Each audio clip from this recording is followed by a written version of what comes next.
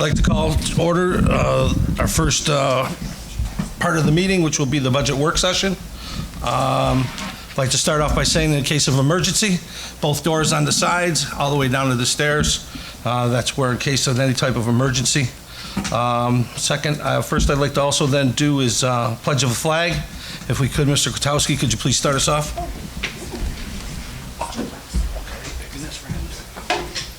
Pledge allegiance to the flag of the United States of America and to the republic for which it stands, one nation, under God, indivisible, with liberty and justice for all.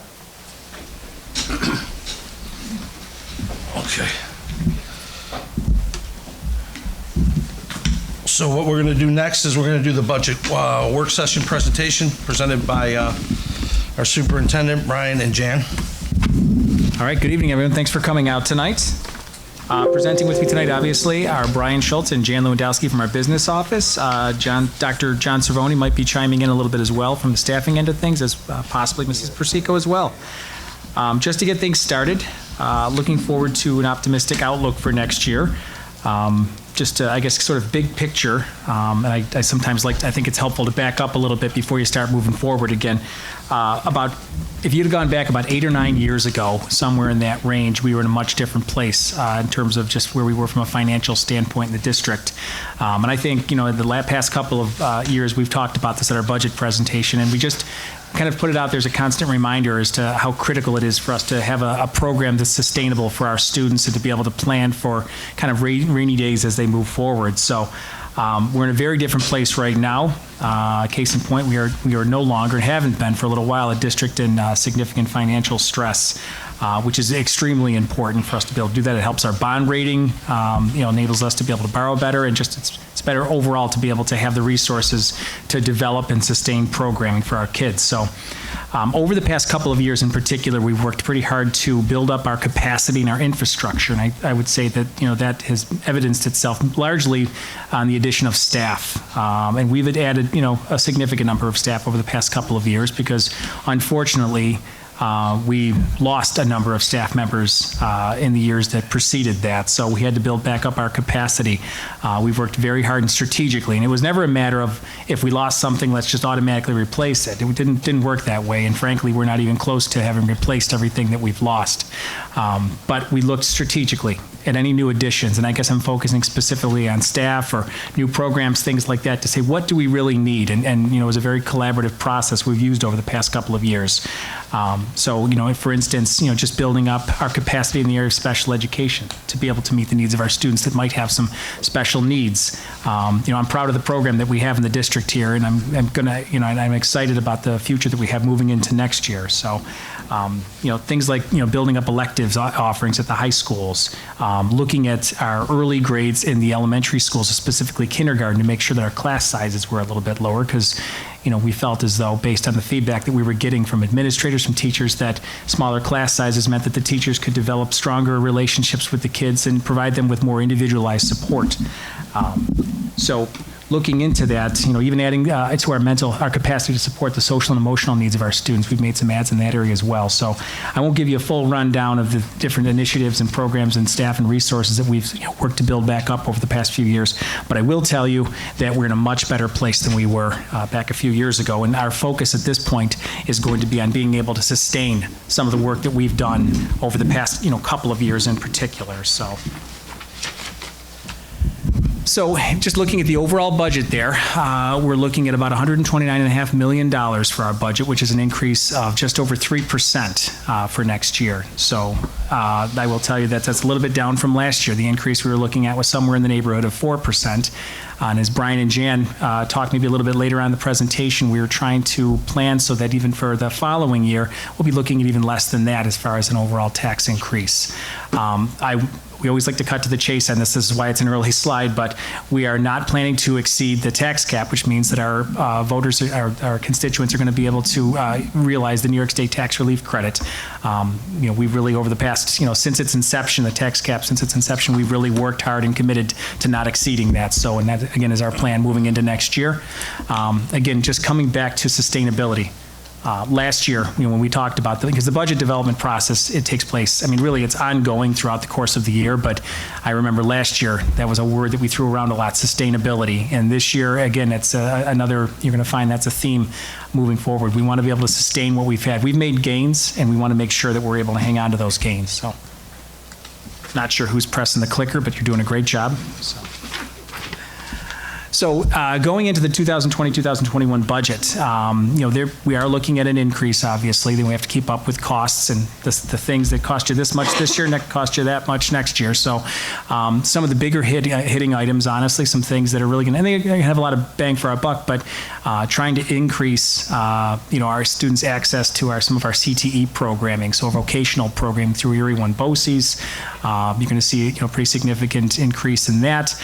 Looking at some of our special education programming, really, we worked very hard over the past year to identify areas that we felt were of need for our students. So I'm very proud of some of the work that we've done to enhance our capacity to meet the needs of our students that have special needs.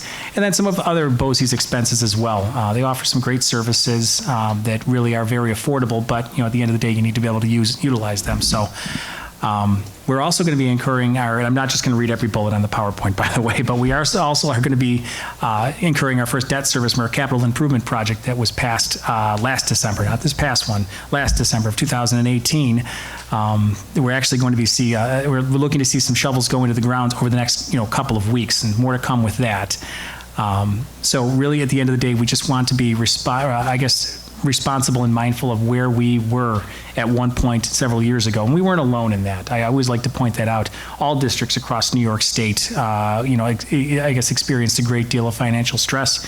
I'm also particularly proud of the way that this district, the members, the community came together to be able to get through that time. So, at the end of the day, I think that's going to be something that we're going to continue to focus on. So some of the additional things that we're going to be looking for at this point, we've had the bus reserve in place for a while now. How many years have we had that? Is it 10 years? 20. 20 years. Okay, 20 years. Okay, so our third try at it. So we're looking to extend our bus reserve. So what this enables us to do, any reserve that we have, we also mentioned the capital reserve too. I'll get to that in a second. But anytime we put money into a reserve, we're able to put it in there, which at a later time will lower the tax impact on our community. So it's basically saving.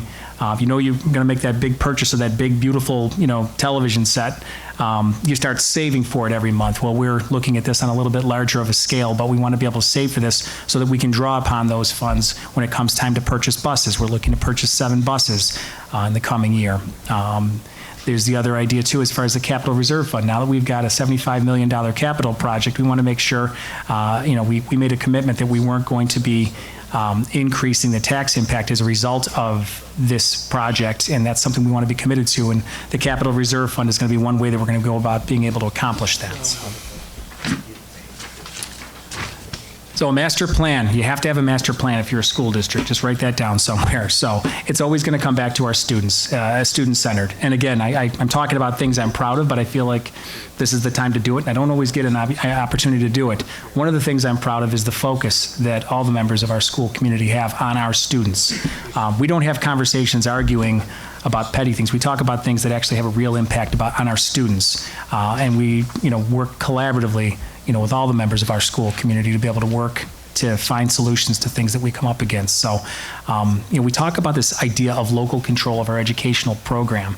Again, that's a source of pride here in West Seneca as well. People believe very strongly in the educational program and our ability to be able to have a great deal of input and really shape the program in a way that we see fit. So just the whole idea that basically we want to make sure that we are just as fiscally strong as we are instructionally strong. So again, that takes a great deal of planning, and it's not just about next year, it's about the next 13 years, the next 20 years. It's about looking at the long-term view. I always look at this as a marathon versus a sprint. So going into some of this, and I won't read all of these bullets here, but there's just some things that you're going to see the word sustainable in there again. Basically looking at our whole, kids from pre-K all the way up through grade 12, and really beyond in some cases too, because the reach of our school district really has gone beyond that. We have students that continue to be with us well beyond what would be their 12th grade year, and we support them, and we're happy to do. We want to be able to do that. So looking at the idea of community-mandated student programs, things that we take a great deal of pride in this district, whether it be our athletics, our music, the arts, just our focus on academics, the focus that we have on the social and emotional well-being of students. These are all things that, I consider to be community mandates, the things that come up on a regular basis and that people place a great deal of value on. The whole idea. We have a number of federal and state mandates to meet as well, and they don't seem to be going away. They seem to just kind of be increasing, to be quite honest with you, but we're happy to meet those as well. There are some new reporting requirements that take a great deal of time, mandates that we have to comply with, but again, we're doing them. We're going to continue to do them because we want to be able to operate in a way that we see fit as a district. So. And then, ultimately making sure that our fund balance is appropriate. We've been able to build up some fund balance and, at times to be able to lower and minimize the impact of the taxes, you dip into it a little bit, but then you want to make sure that you're able to build it back up again. So it's, it's constantly, I look at it almost like a needle. This is where you want your fund balance to be, right in the meaty part of the curve. And it's times it's here and it's here. I think you're constantly trying to get to that center point where you feel it's an optimal amount of reserve to have so that you can do things, that you can continue to grow in a district in a smart and responsible way. So I hope this goes without saying, but we want to be able to meet the needs of all of our students. We've had some great presentations over the past year of students coming up here and kind of, talking to us a little bit about some of the different activities or the different ways that they're engaging with the educational system up here. And it's not a one-size-fits-all approach. So that requires us to have, you can't put everything into one pool. You really need to be able to spread things out a little bit at a time and feather in support in a way that makes sense but also is meaningful too. I'm not really into the drop in the bucket, philosophy. I'm a big believer that you do have to work to be able to put, meaningful resources in a way that actually has a meaningful input. So we have focused over the past year. We've met that goal to be able to reduce class sizes, starting with kindergarten. We want to be able to work our way up through the elementary schools. The last thing in the world that we want to do, though, is have to take a step back. So we're taking a very measured approach to being able to do that, but that's another goal that we have for next year. Being able to afford our students additional access to some of the BOCES slots, some of the BOCES program over at Potter's Road. There's a lot of great opportunities over there, and I can tell you that next year there'll be a number of kids that are going to be accessing that program that are very excited about doing that. We have our P-TECH program, which is another program that we've accessed through BOCES. Last year we had a great student came up and gave a whole presentation on kind of the impact it's had for him. He was in auto body repair, I believe. It was either auto body or automotive repair. I don't remember which one it was exactly, but it changed his life. It really did have such an impact on him, and that's actually one of those beyond the senior year that I was talking about. That's a 5-year program, essentially, for most kids it is, where they walk out of here with an associate's degree, from a local college, and also probably a handful of job offers right off the bat that are in good paying jobs. So being able to enhance our communication with the school community, that's something we've worked very hard to be able to do really over the past couple of years, but we're going to continue to want to be able to do that as well. Again, just getting back to sustainability. If you can look as you read down there, we want to make sure that we're communicating with our community, but also making sure that we're able to sustain some of the growth and the gains that we've made. So it's all driven by outcomes. At the end of the day, we have, I believe we have great support from all of our members of the school community, those that are employees, but also, members that show up for things, members that, show up whether they're voting, to pass a capital improvement project, whatever it is that they're doing, people show up to be able to support, their students and support what we're doing with our students. So, in the big picture, we're going to want to make sure that we are able to, continue to move in that direction and make sure that we're supporting our students, supporting our staff, and thus supporting our students. So with that, I'm going to turn it over to Jan and Brian for a little while. Thank you, Matt. This graph has been around for a little while, and perhaps it'll be retired soon like some others should be, but this is a good time to remind us, especially when we just think about what Matt just said. You develop instructional programs to try to strengthen your program, to strengthen the opportunities for kids. You have to have a fiscal strength to do that, and when that gets out of whack, taxpayers are the ones that usually end up balancing it, and the 2% cap is the balancing factor. We have to go for a 60% vote if we want to exceed it. We're not this year. But that's the importance of finding that balance and striking that chord within the 2%. In the budget development process, we look at all the factors that come into play as we go through the development of the budget. And I can't emphasize enough in this budget the points that Matt emphasized, and that is implementation of CTE, which was really part discussion push from this board. Wanted more opportunities for kids for Potter Road and other locations for vocational education. Became a critical point. It's expensive. Jan will tell you in a few minutes more how much our BOCES budget has gone up because of that. You also have the continuing restraints to spending for us that occur because the federal grants and the state aid aren't matching up very neatly with our budget increase, i.e. fund balance is then used to do the balancing act, which is again why we're talking about focusing over the next year or so, probably the next couple of years, at making this program last long. And that means thinking about 3 or 4 years ago when we had 1.8 and 2.0 budget increases as opposed to 3.98, 3.44, and now we've kind of brought it down to 3.13. But we got to go down. We have to get in the 2+ range. We have to get there or we will risk our fiscal stability, and that past graph you saw will go out of whack. So we've listened to that. The early childhood education with the kindergarten class size reduction has been an important goal. We'd like to go further, but we want to make sure we got this before we go to the next level. You have to make sure you can long-term afford where you are. And with the addition of CTE and other programs with BOCES and with the funds that are being placed in special education, I mean, one of the startling things in a past meeting, I believe we talked about how special ed cost us about $18 million. When we were sitting at the table last week, we were looking at the reality. When you include benefits, it's $21 million. It's a substantial 1/6 of our budget is for special education, which is interesting because that's probably pretty close to the population, but it's a very expensive educational program because of the supports required in there. So when we say we want to put a focus on things, we're going to focus to make sure the BOCES programs are effectively being done and that the special ed placements and use of special ed services is appropriate in every setting. What should also come as we have sent kids out to CTE or to an EDGE program or something else is they're not in the building anymore. Now, somebody would say, well, you just get rid of a teacher. Well, you can't, because if you have 16 children in a classroom in 15 different classes and one comes out of each, you're still at 15. You're still at your class guideline amount. So you either have to investigate, is that still a wise guideline?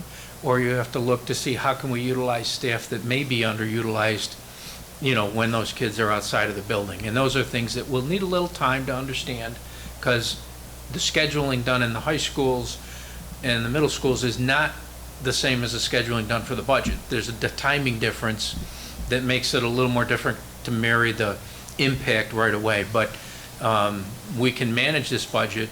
We just have to manage the change as we move forward.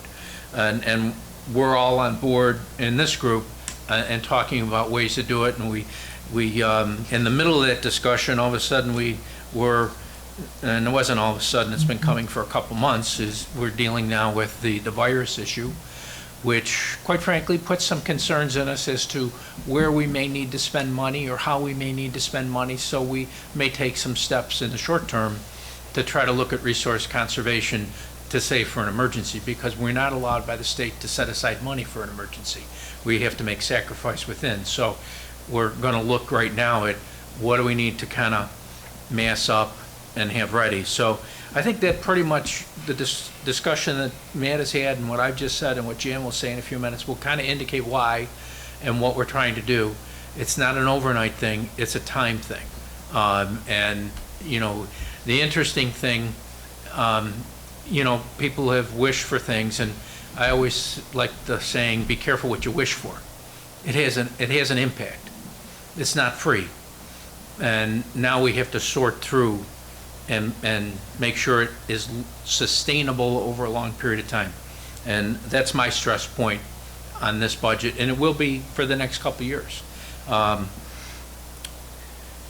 Just a couple points of timing. March 31st is the anticipated budget adoption night, would also be the night that we would adopt any other resolutions. That would be the bus purchase reserve, the new bus reserve, the capital reserve, and any other additional proposition we may have. Has to be done at that night in order to meet the 45-day notice, which we have to have in the newspaper by the first of, I think it's the first Saturday in April or sometime around that date. So we're timing it that way. We have a couple weeks to work on the final budget. If there's questions, concerns, clarifications, or other modifications we need to make. May 5th is the public hearing, and the public vote is May 19th, obviously, at East Senior. On the next schedule, again, this is just more graphically what Matt has said and what I've kind of alluded to in a couple different places. So it's just bolder print. That's all it is. That's the number. Those are the numbers. Those are the provided services that we've outlined so far, and we'll expand on a little bit more as we go forward.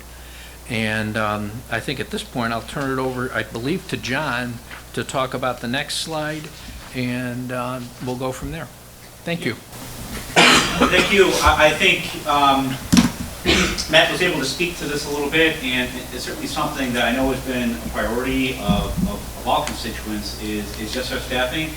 We are a human resource industry and business, and we have been fortunate for the last several years to be able to add positions at every level to meet our students' needs. These aren't arbitrarily added or made. There is a ton of collaboration and work that goes behind any position that we are going to create, because if we add it somewhere, inevitably we may not be able to add it somewhere else. Some of these are driven potentially, as Brian said, by individual education plan, IEP, special education needs. Some of them are derived by talking to our school leaders, our employees, talking and working with our labor management groups, and just identifying and determining needs, and then trying to prioritize. I kind of have a running list every time someone says to me, hey, you know, it really would be great to have this, or we really need this. And keep that just as an opportunity for us to continuously reflect upon when we have an opportunity to make an ad, that we are being thoughtful and mindful and looking at all the different pieces around this organization and all the, you know, all the needs that exist. So anyway, certainly something that I think we should feel good about. And now as we shift to, you know, we've made these ads, we want to be able to sustain them. We want to be able to make a career-long commitment to all of these additions. And so how do we do that as we look and develop our budget and just ensure that this is sustainable and we are continuing to grow as a district. And then each time that as my list grows, as we come together and we talk and we work with all the different constituents and say, when we're going to make an additional, is this our best, most impactful addition? Is it required? And what impact is that going to have on our operations? So certainly great numbers. Years ago, these numbers had negative signs in front of them. So something I think that the district and the community should feel good about. And in connection with this, there's something that's not here in this presentation tonight that you've seen in the past. We are not showing addition of staff. We're in a model, as we've talked, that we're looking at when someone retires or leaves, the first discussion around the table should be, is that a critical, mission critical position? It's evaluation. Doesn't mean we're not going to hire, doesn't mean we're not going to replace. It just means, is it fitting in right now? Because what John didn't show in here is the positions that left that created some of these openings in administration or in classified or in teaching, because the positions will step, but these were the net changes. So, you know, people ask, how did we get a 3.98% increase and a 3.44 increase and a 3.14? That's what you look at.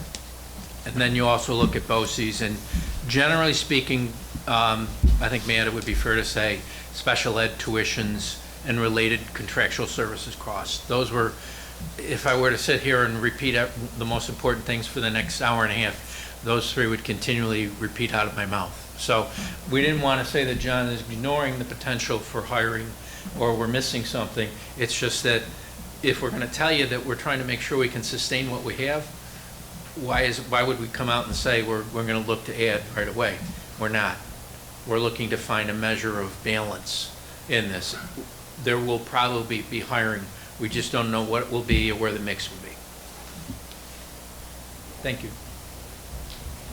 Okay, so just as you saw on the other slide, that our total increase in the budget is approximately $3.9 million. Now we'll take a look at the increase in revenue areas where this will be funded from, as well as what are some of the major expense drivers that account for that increase. So on the revenue side, the change is made in three key areas. The first is, of course, the property tax increase that's allowed as per the cap, an increase of $1,872,387. Another increase in the amount of $1.7 million is made up of some increase in other revenue items, such as rental income, sales tax, and charges for health services. And it also includes the amount of the fund balance the district will be appropriating to balance the budget.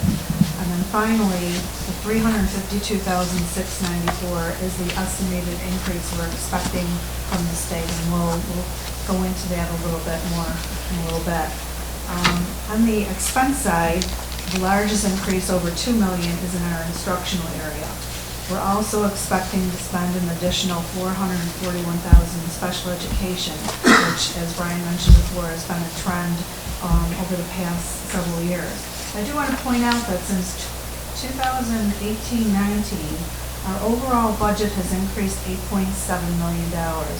Of that amount, $7.6 million, or 87% of our budget, has been in the instructional area. So the areas that we are increasing are directly benefiting the children.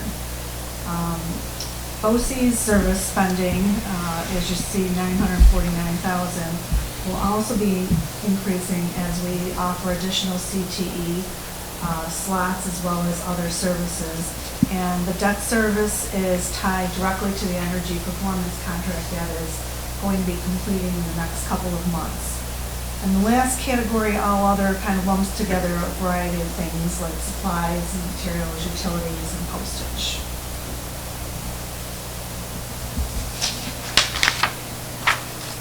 So we just mentioned that although we're scheduled to receive an increase of $352,000 in state aid next year, I think this graph pretty clearly puts in perspective how the state's been funding our district over the last 13 years.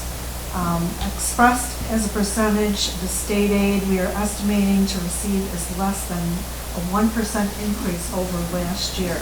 So after years of cutting our state aid, our increase does now not even keep up with the rate of inflation.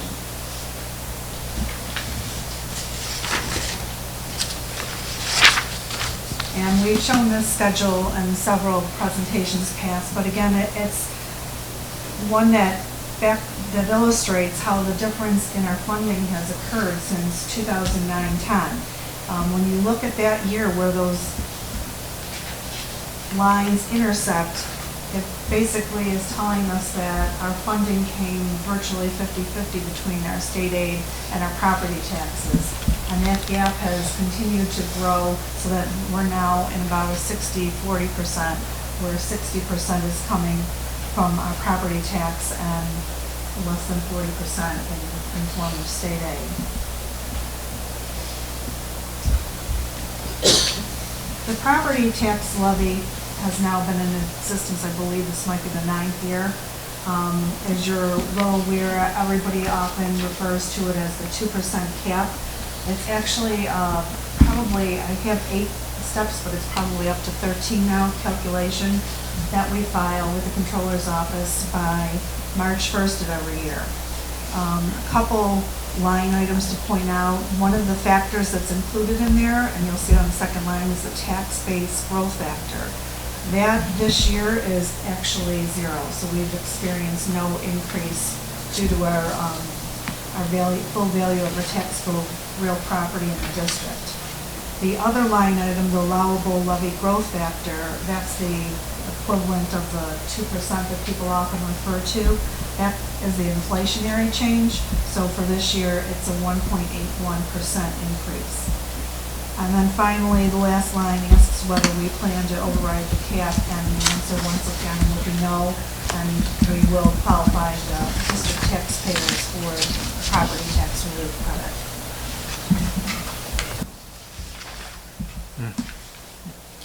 The next graph is an attempt to intersect a couple different issues here. Matt talked about the project that we're beginning to undertake and the fact that we will start paying debt. We're pulling this out of the capital project analysis just to once again reinforce that we're trying to maintain that black line that runs through the middle, local taxpayer share, 1.9 million.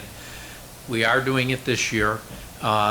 We anticipate doing it going forward, but we want to make sure that people understand when we start saying we're introducing the debt, our old debt is starting to drop off and will be significantly dropping off over the next couple of years as we intersect the new debt. And why did I take the time to say that? Because we're happy to say tonight, and it comes with 2 or 3 concerns, one being the markets have crashed. We see short-term rates probably for borrowing will be under 1%. Long-term borrowing, we're thinking will be very close to 1%. So we probably will take the initiative to bond immediately, which is not always done. We've done it. We did it back in the project in the early 2003 or 2006 project because market conditions were really great back then at 3.5%. These market conditions, I cannot believe will last the 5-year program we have. So we will try to get all we can on bond legally.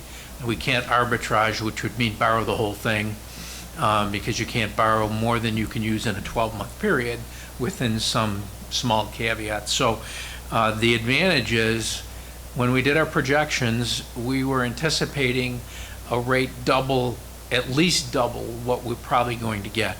So we will have a much lower interest cost going forward for this first part of the project, which we may borrow pretty close to about 20% of the project amount, maybe a little more than 20%. So that's a pretty good down payment on savings, which will help us certainly reinforce the opportunity to stay as we wanted to do at that amount on the debt service. So the reason we're bringing it up, and Matt has talked about it, and he will talk a little bit more about the project, is reinforce. Sometimes when you have a budget that goes up or taxes go up or we say we have certain concerns, people say, well, use the capital money or why are you doing the project? The project isn't really impacting the budget. So it's not something that taken away is going to be of any great benefit to us other than the failure to do some work we need to do. It's kind of like when Joe was doing the lights. We don't know exactly what the lighting work will save us. We've reduced our budget to catch some savings because we don't think we'll spend more than we spent in the last year, but we don't know yet that number. So we'll get that information over time, and we hope we start hitting more good things. Now, I said there were a couple bad things. One is certainly the economy. Having some problems right now is not a good thing for any of us. And for us in particular, we were having a pretty successful interest investment program where we were getting rates that were, approaching 1 3/4, close to 2. I think it won't be long before we'll be below 1% again. So we'll have more cash, and we'll have to generate that cash and investment to try to keep up to where we are right now. And we may be able to do it to some degree, but it's not all great. But I think when you consider the outcome of getting a 17-year borrowing at half the rate you thought you were going to get, you lock it in, just like anybody who would want to refinance their home or get one of those 0% car loan type of deals. Anytime you can lower your interest cost, that interest cost does no good for us. We do get 8 on it, but it does no good for us. So that's all part of the reason why we have this graph in here, to bring in those issues and then lead you into Matt's discussion of the project. Yeah, so first I'll start by saying that we are planning another public capital improvement project forum for this spring, just to be able to update everybody as to kind of where we're at. I mentioned earlier in the meeting that we're actually looking to break ground on the project. Our plan would be to do so over the next few weeks. And we're actually looking to pull together a groundbreaking ceremony too. More to come on that. But just some of the work that you can expect to see over the summer. Exciting stuff is over at Allendale, West Middle, and West Elementary, some roof work we're going to have done. Badly needed roof work, so I'm very excited about that. Some masonry work, primarily over at East Senior and West Senior. Again, none of this stuff is frivolous, I can tell you. The turf field over at East Senior and the whole the sports complex over there as well, so we're excited about that. We're also looking to put some security doors in throughout the district in a few different strategic locations. That's kind of a plan that we've put into place. We just want to have some doors to be able to limit people's access in the after hours. It's important that our students are able to get back into the buildings at night if they have to forget a textbook or something like that. But at the end of the day, we just want to make sure that the folks that are working at night, they know where kids are going and know where people are going. So excited to move forward on some of those projects as well. So. As we said, we're looking to actually plan a forum where we talk much more in depth, bringing the architects back in to be able to talk to the community, kind of like we did back in the fall, but talk a little bit about what, how the program or the projects are progressing. I can tell you we've had a variety of user group meetings for some of the projects that are actually kind of, a little further down the road, but it's exciting to get people in a room together and talk a little bit about what the district might look like, a few years from now. So very excited to keep moving forward with that. So. Leading into that, too, every year we're able to get aided on a capital outlay project, they call it. So basically, it's some work that the state will aid us to be able to do. So we've got Joe Farr, Superintendent of Buildings and Grounds over there, sitting in the front row, who works very closely with our architects in our business office and also his people on the ground just to make sure that we're identifying worthwhile projects to maximize that aid. So this year, over the summer, we're looking to be able to address the drinking fountains over at West Middle School. I used to be the principal at West Middle School a few years back, and I can tell you that was something we talked about even then. Abby's shaking her head. She remembers. She knew right where the coldest drinking fountain was, and they're all going to be cold this time, okay? So, but there's a substantial amount of work, more than you would imagine, that goes into replacing these drinking fountains, but it's something that's been on the docket for a while, and we really want to make sure that we hit this. So that's going to be our outlay project for this coming summer. We've done other things like carbon monoxide detectors. That was a mandate. The drinking fountains aren't a mandate except for from Abby because she really likes cold water. But so I just we've used it to replace some of the pool work, the pipes over like at the East Middle pool. I think that was 2 years ago, Daryl. Yeah, last year. Okay, that we did that. So badly needed projects. So again, that's one of the things that we have coming up this year. So. Transitioning, and I'm not going to read all of these here, but I referenced the idea of community mandates before. There's so many different things, and I think that's one of the things that I think is interesting just about the school system as a whole, is the community has such a direct connection and direct input into how schools are shaped. This is there's not too many examples in society where you have a direct referendum every year as to, you basically, about right on the school budget every year. You don't see a lot of that in society. You have, we have 7, duly elected board members every year that have a great deal of, obviously, input in shaping the way that the district works, and they take input in from our community. So, and they help us to understand some of these community mandates. So I'd like right there, you're talking about our academies program. Brian mentioned that before, but talking about CTE and getting kids access to some of the vocational training, our music, full day kindergarten. Believe it or not, there are places that doesn't exist, but it was something that our community prioritized. So these are the things that obviously they do cost money, but it's money well spent, and it's something that our community values. So again, I won't read all these, John, if you want to go to the next slide there. I finally figured out who's holding the clicker. Have some fun later on with that. Ultimately, at the end of the day, there's a lot of things that do make our district very special. Our before and after school program, that's another thing I'm particularly proud of as well. I'm just going to take 2 seconds to Stephanie's sitting here. She's our director of the program, but they do amazing work with the kids. If you were to go, it's not just the kids aren't, it's not 3 kids and an adult sitting in a cafeteria playing Yahtzee after school. These kids have a curriculum. They put on, plays and little musicals and things like that. They're involved, they're engaged, they're happy. Their kids begging to be a part of that program after school, even though their parents are home. And I know a substantial number of the kids still go to the programs, even though their parents are home and they don't need to be there, but they enjoy it that much. That's not something that exists in every district. I get around other districts and, when I talk about what we have, people are jealous of that. But that's something that's supported by our community. So not to key in too much on one thing, but that's just a great example of something that, that our community said we value, So I used to have in the bottom, and a lot of people did in the bottom of my email back in 2010, Bloomberg named West Seneca the best, a best place to raise children. And I fast forward 20 years later now, and I am extremely proud, and I think I speak for a lot of the people in this room, we're extremely proud of where we're at as a district right now, looking at a comprehensive educational program that doesn't just look at, whether or not they got a 97 on a science test, but they look at the whole student and trying to provide authentic and unique, engaging educational experiences for kids. You go back to our mission statement, talking about being able to, help our kids to be adaptable to changing circumstances, literate, caring, ethical, all the things that, when you develop a list of attributes that you want your child to have, that you want the members of your community to have. I always say they're all our neighbors. No matter what, they're going to be our neighbors, right? It doesn't matter good, bad, or otherwise. They're still living next door to you. So we want the best neighbors we can possibly have. So I'll get off my soapbox a little bit there, but I'm excited about just the prospect of next year and moving forward. So with that, I'll open it up to questions. Any of our board members have any questions?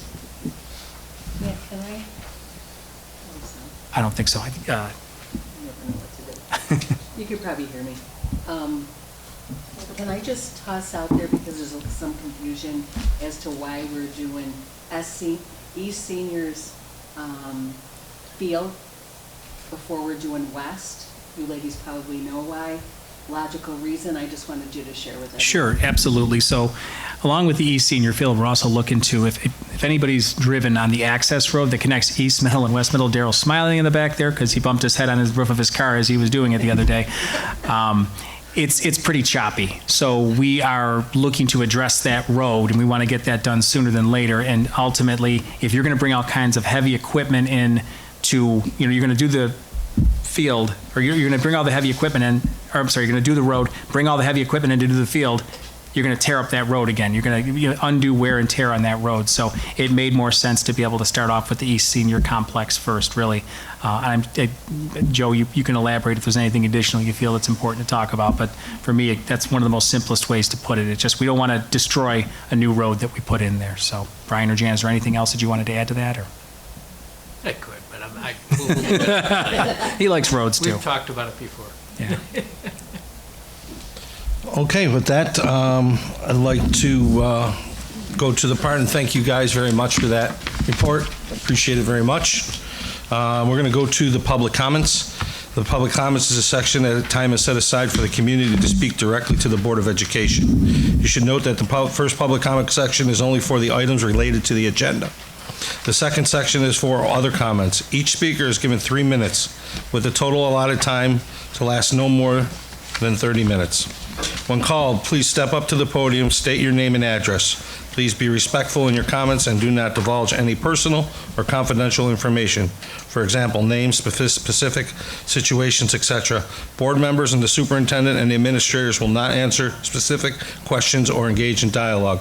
The information you share will be carefully considered, and the appropriate person will contact you. If you'd like to be contacted, please leave your name and information with our district clerk. Nobody signed up. Okay. Okay, so after that, then I'd like to make a motion. You can ask if anybody else. Does anybody? Okay. Yep. Come right up over here.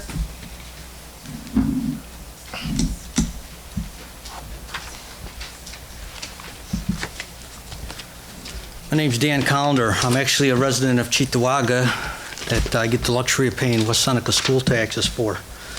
As the board may or may not know, that 90 Gabriel Drive. We have been reassessed in Cheektowaga, okay, and our assessments, my house went up $39,000. Okay, how does that relate to here. Well, last time we got reassessed in 2014, my tax bill went up 27.8%, my school tax bill. That's how it relates. That's more than 2%, that's more than 4%, 5%. For some reason, when this happens, those residents that live in Cheektowaga, district residents, we seem to get penalized on that somehow. I'm not sure what the math is, but it's the way it's going to go now. It looks like it might be somewhere between $400 and $700, $800 that our bills will go up. My bill will go up, using my bill as an example. If anybody wants to see the letter from the town of Cheektowaga, I'll be more than happy to show it. I just want the board to be aware that somehow, some way, the calculation comes out that we end up paying more the first year we get reassessed. It just spikes like crazy, okay? My mother has a property here in West Seneca. I know their tax rate is at $44 a thousand in 2019. My Cheektowaga home, they're also a West Seneca resident. My Cheektowaga home is at 19 some change per thousand, okay? So if your budget goes up, here's the test. What's the tax rate supposed to do? It's supposed to go down. If it goes down the same percentage, the budget goes up, there's no tax increase. Okay, that's the theoretical theory of it. It seldom goes that way. That's also assuming that the tax levy stays the same. Okay, it's no increase. Well, but you got a plan of you're going to spend $4 million more in the tax levy. So that's going to throw off that balancing out agreement. I really don't want to expect to have a $700, $800, or even $400 increase in my school tax. I'm sure my neighbors don't. I have a lot of senior citizens in my neighborhood. They're not looking for it either. Okay, I get a star exemption. I don't get any other exemptions than that. I just want the town, the board to be on notice that this is happening. I'm not making it up. It happened in 2014 when you did it, when the town reassessed, Cheektowaga reassessed. West Seneca hasn't reassessed since the 80s, okay? Like 1986, West Seneca reassessed, okay? Cheektowaga, I've been reassessed 4 times since 2009, okay? This is but only the second townwide reassessment. So I got a little bit of experience there. I did live in West Seneca before I lived in Cheektowaga. I lived there for 35 years of my life. I've been on this planet in total. But I just want the town board, when you're doing your budget, look into those calculations for us in the town of Cheektowaga to make sure we don't get that sticker shock. I mean, we're already going to get some sticker shock from the town of Cheektowaga as it is, but the first bill coming up is going to be the West Seneca tax bill in October. Thank you.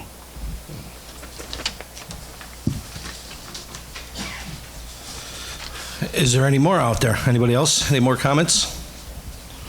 Okay. What I'd like to do is ask for a motion to close the meeting. Second? Any discussion? All in favor? Okay, 7-0.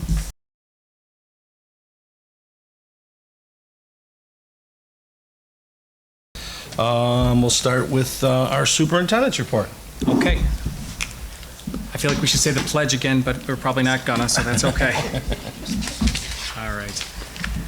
So we just did the budget report, and there is another topic I guess I'd like to bring up a little bit, just because I know it's kind of been on people's minds and in the media quite a bit. So I thought I would just take a couple of minutes to talk a little bit about the coronavirus, or COVID-19, and our district's response. So I think I do want to start off just by saying that we have not been inundated by phone calls from concerned people. We fielded a couple of calls or two. Some staff members have had some questions too, but everybody's been very measured. It's been I would say it's been a good conversation anytime we've had to talk to people about this.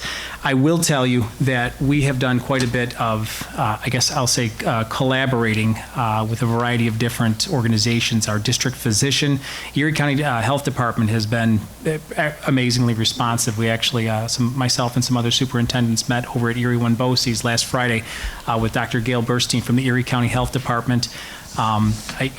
She's pretty busy these days, but she took time to sit with us, and she's come in before. She periodically will come in and sit and meet with us, and she's very She's open, she's accessible. I've called the health department a number of times over the past week. Every single time I've called, I've got a person on like the second or third ring, and they've been responsive, which has been great too. So I just wanted to throw out a few things. We have communicated to the district on a few different occasions over the past couple of weeks, really just kind of talking a little bit about kind of updating people on the situation. Just to start off by saying this is an evolving situation. So, what I'm saying right now may change a little bit in the coming days, and I'm going to tell you it likely will. This is not the first time that we've had to deal with, an illness, a major illness that's kind of, moved through a community. So, we do have some good experience with things like that, but obviously each situation has its own unique intricacies, so, which requires a great deal of planning to make sure that we're meeting the needs of our community. So the one thing I'm start by saying, as of this point in time, somebody may correct me if this isn't still true, but we don't have any confirmed cases of COVID-19 in Western New York that I'm aware of. So that was true a couple hours ago when I was checking things, and I'm hoping it's still true right now. As I said, we've been collaborating very closely with the Erie County Health Department, with our district physician. And Erie County Health Department works with the State Health Department, who works with the CDC. So, there's definitely a chain of communication that's taking place. We've also been in contact with a lot of other superintendents in the area, too. One of the things that we've placed some priority on, and I think it's a good thing, that we have a consistent message that's been going out. So, if one were to start looking on the websites of local school districts in the area, you might see certain communications that seem kind of similar from one district to the next, and that's very intentional. We want to make sure that we're not confusing people. If somebody, looks on, one school district's website and sees something different on another. So that's been a conversation that we've had. The whole idea of traveling to affected areas. There's some countries, and we do have actually a web page. Scott Firkins, our main network guy, actually developed a web page on our district website that actually has resources and also just updates about COVID-19. But they talked about some of the different countries, Iran, Italy. Just if people have traveled to those countries, there's certain protocols that the health department has put into place. They're not our protocols, but we're more than happy to follow them. So we've made sure that anytime we have a question on something, we call the health department. Again, I've said they've been very responsive. I'm actually, starting tomorrow, it's our first one, we're doing first of what's going to be a weekly conference call with the Erie County Health Department, myself and other superintendents, just for the latest update. That doesn't mean we can't and won't call them in between those weekly calls, but we felt it was appropriate to have a weekly check-in, and Dr. Burstein felt that was also appropriate too. So we kind of have the formula for this. Last year we had a blizzard, if you'll remember, at the end of January. Bless you, Dr. Cervoni. That time, exactly. Okay, sorry, okay. All right, I quit. No, just. So, all right. So some of the things that we've looked, actually last year, if you recall, we had a blizzard, and actually the county executive pulled together a conference call with local superintendents, and I thought it was very effective. So that was one of the things that we felt would be effective moving forward too, just to try to stay on the same page. So right now, I'm just going to tell you that the advice that we're getting, the guidance that we're getting, really is heavily focused on what they call non-pharmaceutical interventions, NPIs. Some of these are kind of obvious, like avoid contact with sick people. I'm doing that anyway, I'm going to tell you, but avoid touching your face, which is very difficult to do, I will say, because the second you start thinking, I don't want to touch my face, you're going to touch your face. Washing your hands, they say 20 seconds at a time, and that's something that I think, in as much as I'm maybe just trying to make sure that people understand that, some of these things are very common sense and you're doing them already. The washing hands, and not just for a little while, this is something that we really are trying to emphasize, with that washing your iPhones too. Wash your phone, yeah. I can only imagine, but washing your hands and really trying to be very explicit with our community, our kids especially. All right, if you have little kids, that's about they pride themselves on how quickly they can get in and out of the bathroom. So we're trying to really emphasize that to our kids. We do have signage throughout our schools that actually indicates good proper hygiene etiquette, things like that. But we're getting some more of those things.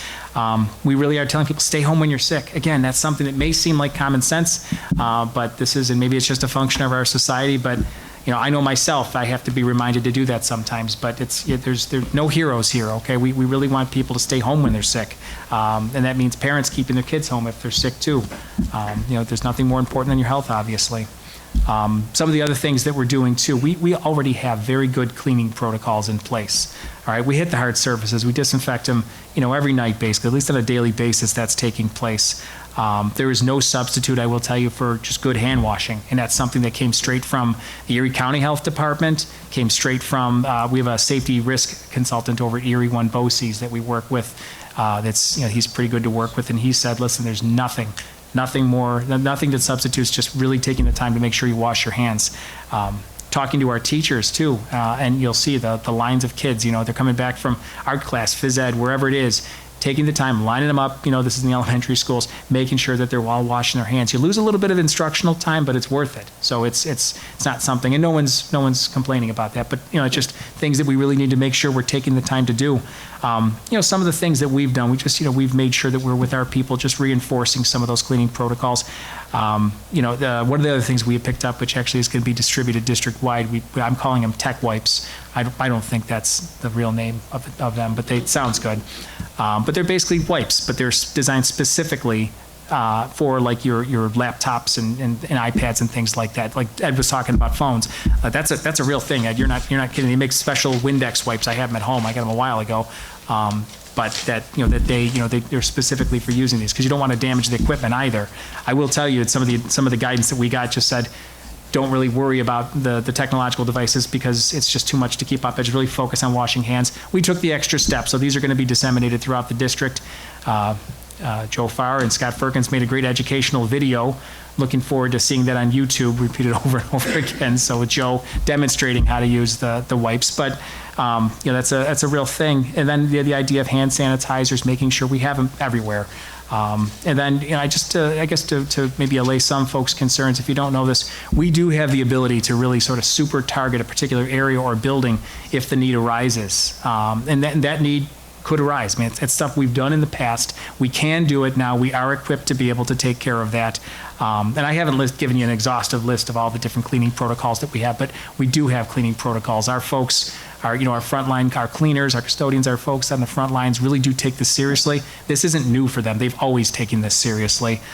Because, frankly, even whether you're talking about COVID-19 or just the flu or the common cold, we know the impact of, kids and people circulating over and over again in the same area. So it's something that we've always taken seriously. Now, one aspect that's definitely a little bit new is that this is the first time ever that they've talked about the possibility of widespread school closures for a period of time. And this wouldn't probably be taking place at 4:30 in the morning like I usually do it on a Tuesday morning when it's snowing really hard. This would be very planful and in close collaboration with the Erie County Health Department. It's Governor Cuomo, if you saw yesterday, actually put out some information that just said, kind of a policy, he called it. And I was grateful for some level of guidance on this and just said, look, if there's a case of COVID-19 that's identified in a particular school, that they're going to shut that school down. Now, it could be something other than a school, but let's shut that area down, let's just say for now, for 24 hours, super clean it and assess the situation. So that's not saying we're closing, for the next 3 years. It's saying we're closing for at least a day and we're going to assess the situation from there.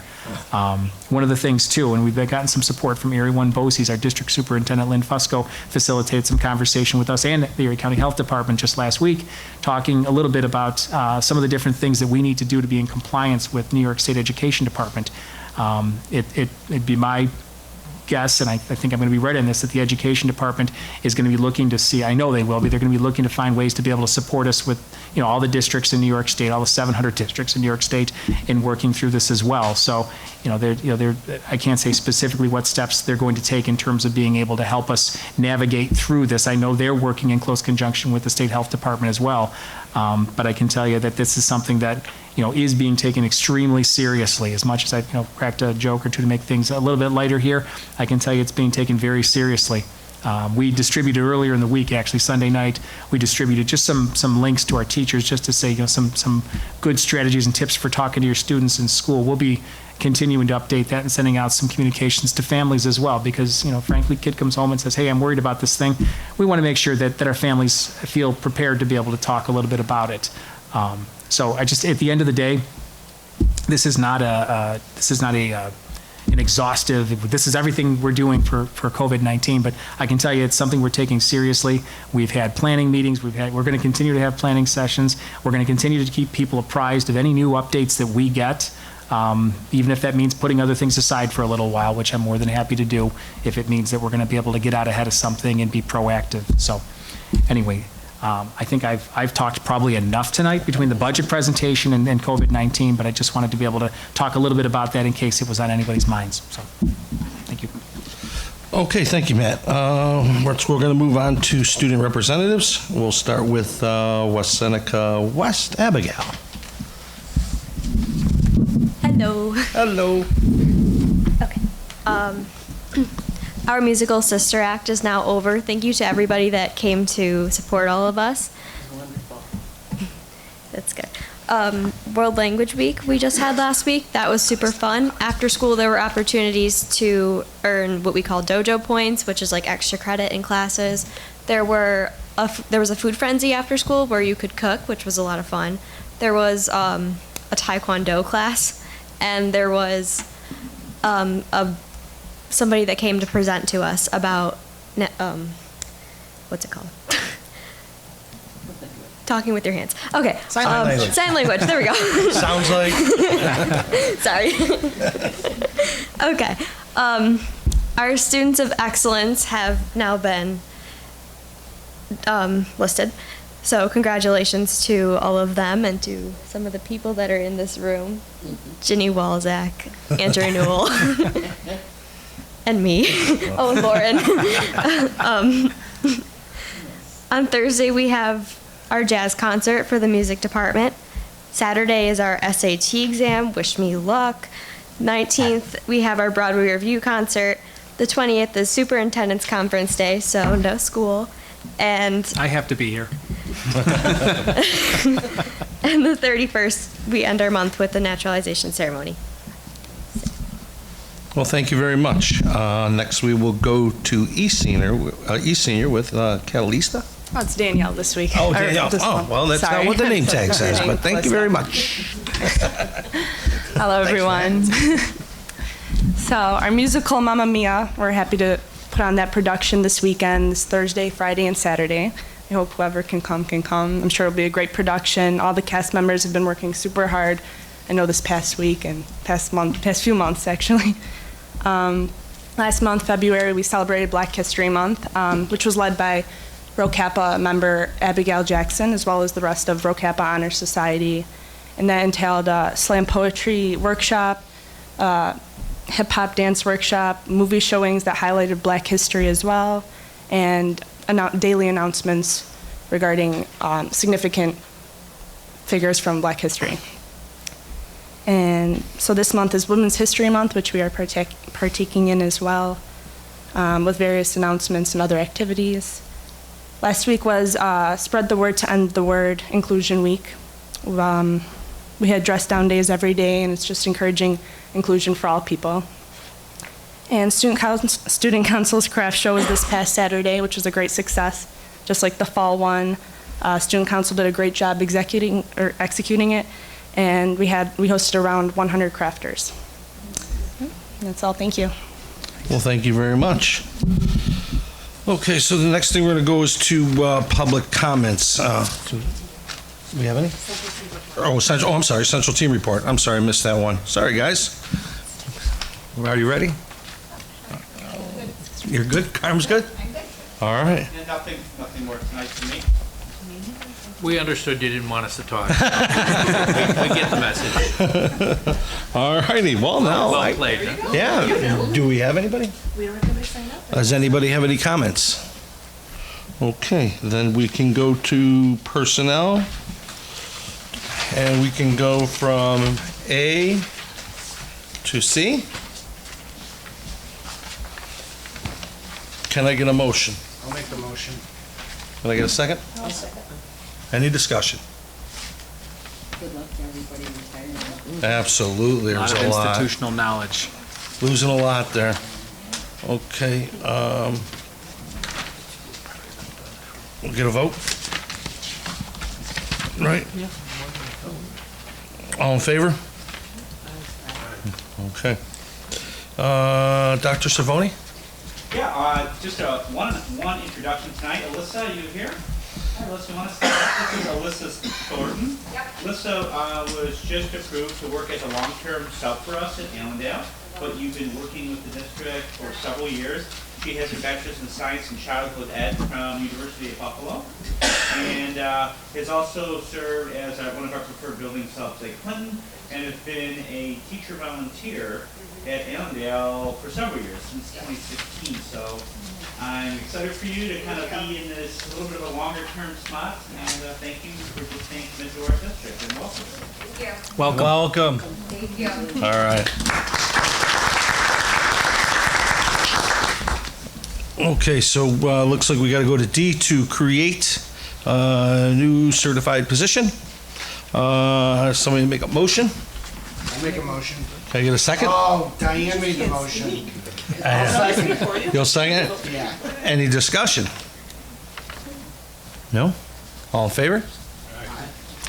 I could just point out really quickly, this was a position that was created as a English as a second language teacher based on need. We had some students move into the district, and there's some mandates that we have to meet around that. That's why this position was created. Okay, so now it looks like we can go from Personnel 4 to D.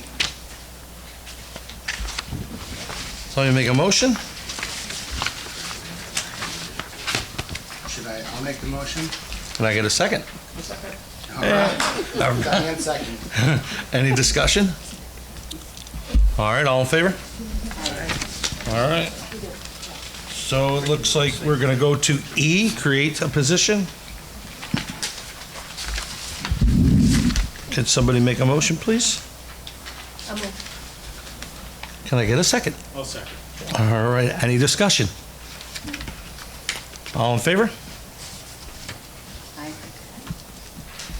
This was another position as well, too. Just it was a teacher aide position that we created, and it was another mandate that we had. So happy to welcome the individual into the district, but this was another position, too, that was based on a need of a student that has special education needs. So. Okay. All right, I think we can go from 5 to 7. Could someone please make a motion? Thank you, Mrs. Double. A second? I'll second. Big Ed, second. Any discussion? I'm happy to see an East grad on there. Yes. All in favor? Aye. All right. Okay, so we're going to come up to new business, the BOCES Capital Improvement Project. This one, we're going to take a roll call. I think you should read it already. Yeah. See your notes. It was a time. Yeah. We had, Yeah, it was a time. Miss Magnolia? Yeah. Dressed as Mother Goose, I believe. So somebody could please make a motion and hurry up? Can I get a second? All right, any discussion? All right, all in favor? Are you going to call the names individually? You have to take a roll call. Yeah, okay, oh yes, individual roll call. Mrs. Delbo? Yes. Mrs. Beers? Yes. Mr. Bedient? Yes. Mr. Kwiatkowski? Yes. Mrs. Jarzik? Yes, sir. And Diane, ready to sign. And I will say yes. So it's 6-0. Let the record indicate. All right. Oh, we're now all the way 5 to 7, so we can go from, it's like 11 to M. Yep, to M, to the cheerleading. Can I get a motion? I'll make a motion. Can someone second? I'll second. Any discussion? Always nice to get donations. Always nice to get donations, yes. Very good ones too for the basketball, very nice. Also, so we did discussion. All in favor? All right. Then it looks like we separate on N, right? Yep. So we have to do a separate vote on N. Can I get a motion? I'll make the motion. Can I get a second? I'll second. Okay, the discussion. A lot of work on redoing all of this thing. Yes. And, right, and then we're going to ask to waive additional readings for all policies. But yeah, this is a good step in the way that we've been going. A lot of hard work. Thank you very much, Nicole. Second that. Policy quarterback. Yes, definitely our quarterback. Okay, all in favor? Aye. Okay. We'll now move on to, it looks like O, to the rest of the agenda, to T. Can I get a motion? I'll move. All right, second? I'll second. All right, any discussion? Yeah, John's been on longer than I have. Yes, He's a senior member. yes. How many years has he been on? Oh, since the mid-eighties. Okay.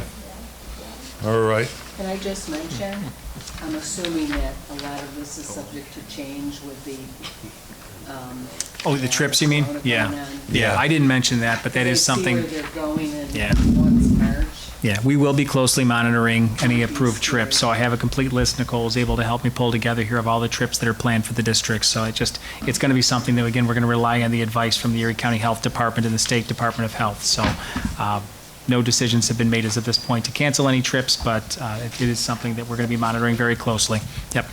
So, and any trip that's set up is always subject to that. I think those types of trips are invaluable. I agree. Because sometimes the students, we don't get to go. It's only anyplace. opportunity.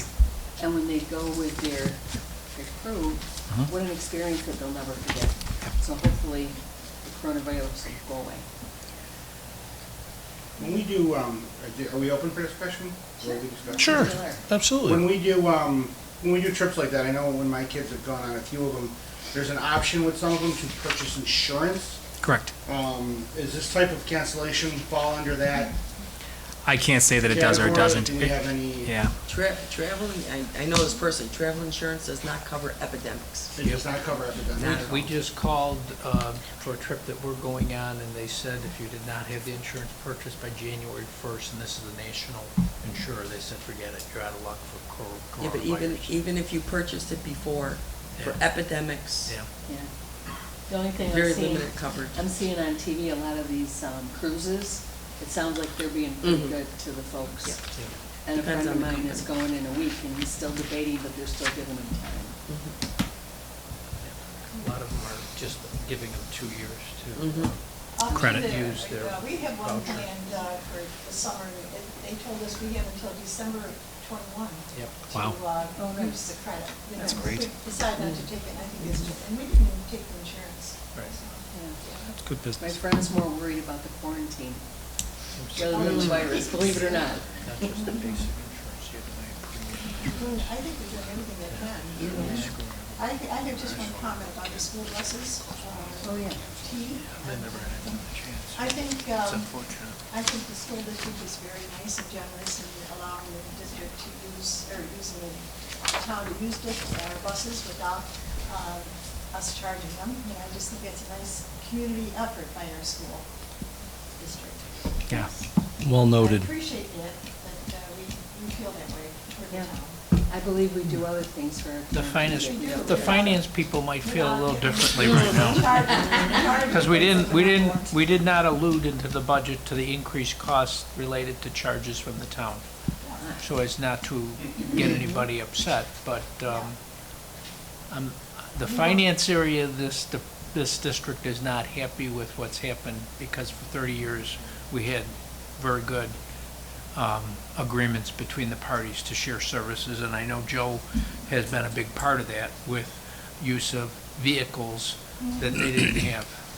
So, and use of ball fields that they don't have, and use of buses that they don't have. And I'm sorry for saying that, but I know you're trying to be nice, but But I think we're being. we're very being, nice. we're being nice. We are. And We're- So- cooperate We're, with the community. we're in the sandbox still. Some people are kicking the sand around. So at this point, do we start needing agreements then? Is that where it's coming down to? We have agreements.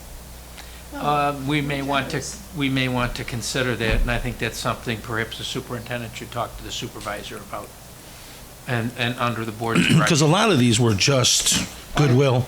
Absolutely. Right. We pay for the gas and we pay for the driver, and I mean, we're approving it, but do we have, like I said, of anything in I writing? think that's That's something something we need to that, consider. okay. This is giving, I believe, Matt the right to enter into agreements.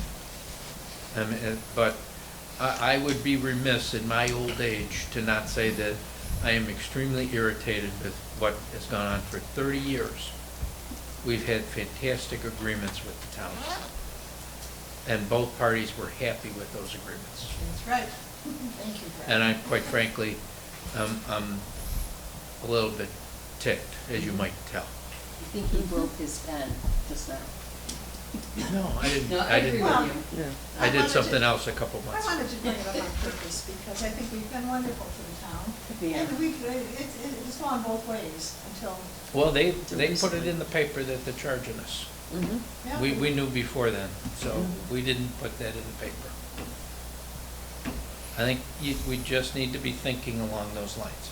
Yeah. A lot of things we do, facilities-wise, and we've had those discussions internally.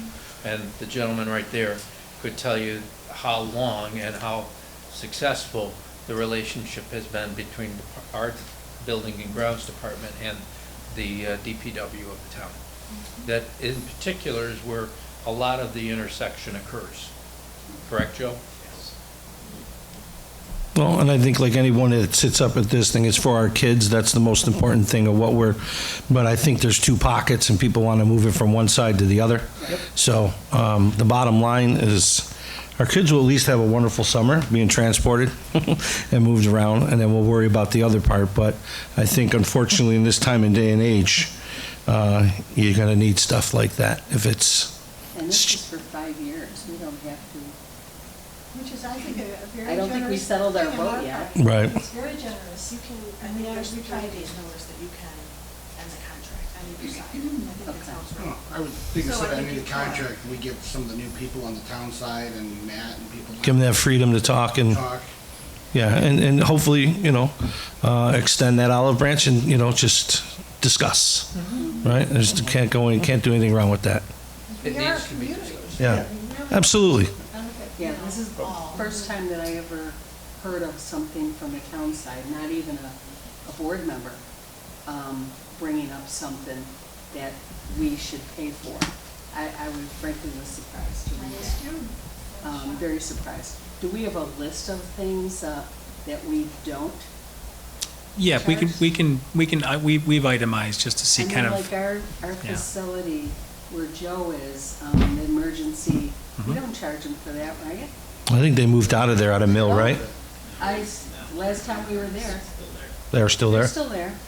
Okay. I mean, That was the volunteer organization that was eliminated. Okay.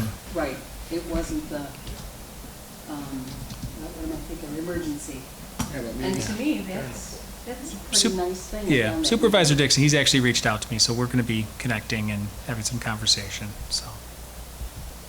All good points here, though. yeah, but if there's ever maybe an opportunity, I didn't realize how many services are overlapping. I'd be curious if we find out. Oh, maybe we can get that There's always been information. a nice friendship, Yeah. and Yeah, Yes. it's not difficult to pull that together. it's looking like there's the town and the school. And I always thought we were. It has been a nice relationship. It has been. Yeah, Again, I'd like to think that a lot of new people getting in positions might not know, and let's give I'm them sure time to they talk. don't. I don't blame any of them. No, I no. don't think it's any of them. Well, no. It's too bad. yeah, I think when new people come in, they turn rocks, they turn the whole thing over, and they ask questions. And I think we're at the point where we're going to be discussing some questions before the other people start wondering, saying, he gets hurt, who's paying for it? There's a lot of stuff when you get into this as the times have changed. So, does everybody feel comfortable moving forward to take a vote? Okay. Anything else? No, anybody else?